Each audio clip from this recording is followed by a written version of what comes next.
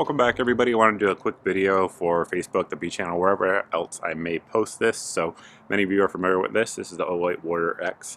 It has a 1-inch body set where you can mount it weapon mounted. It also has the adapters for you guys who want to run it like this in handheld configuration. And then what we have here, which is the new light that's going on for the sale that's prompting this video, is the Olight Warrior X Pro. Very similar in terms of overall features, how they look, all those sorts of things. Really externally, the big difference as I see it is the kind of knurling that you get here on the tail cap, and the actual gas pedal switch there sticks out a little bit on the Pro versus the X. We're going to compare the output. They're pretty darn close. You guys will see that here in just a second. We have the camera set up on manual here as close to what I see here with my human eye as I can possibly get it. Of course, it is a little bit different in real life. And for those of you guys that are new here, the spot right there where the wood fence meets the iron fence is approximately 35 feet away. Trees back here are going to be 40 to 50 depending on the actual tree. Here you're seeing the output from the Warrior X Pro, just pressed in a little bit, and then when you go full throttle, that's what it looks like right there. So you guys are seeing a nice hot center spot. That means you're going to get a lot of candela, a lot of throw.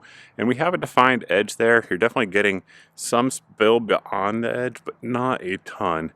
It's definitely designed to be a high candela, high throw type of light. Here's the light from the Warrior X on low. You guys can see a very similar beam pattern. Again, when we go high gas there, that's the Warrior X.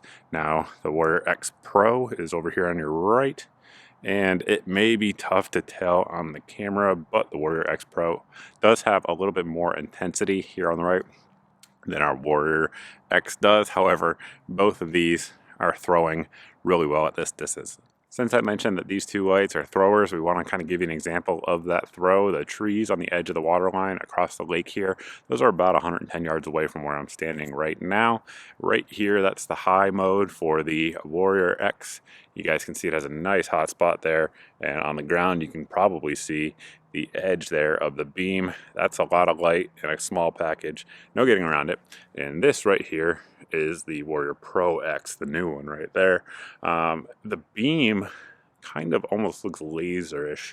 It's so bright to the human eye. I'm not sure how it looks on camera, but again, over here on the right, this is the Warrior X, and the Warrior X Pro just a little bit brighter and a little bit more intense. But both of those are pretty intense, so you're kind of splitting hairs, I suppose, at some point. Now that we've seen the output comparison, a couple notes. Number one, this clip here is removable. Again, if you want to weapon mount it, lots of 1-inch mounts out there will work just fine. It has a good heat sink out front, which you absolutely need with the kind of output that this light has. Gas pedal tail cap is something I like. I've said that in lots of videos, not just Olight videos. I do like it.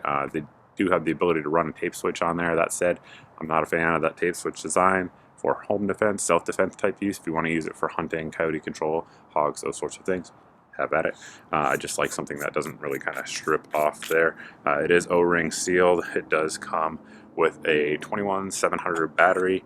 That's not proprietary to Olight. There are other lights that take that as well. It's just got a little bit more power, a little bit more juice than your 18650s would.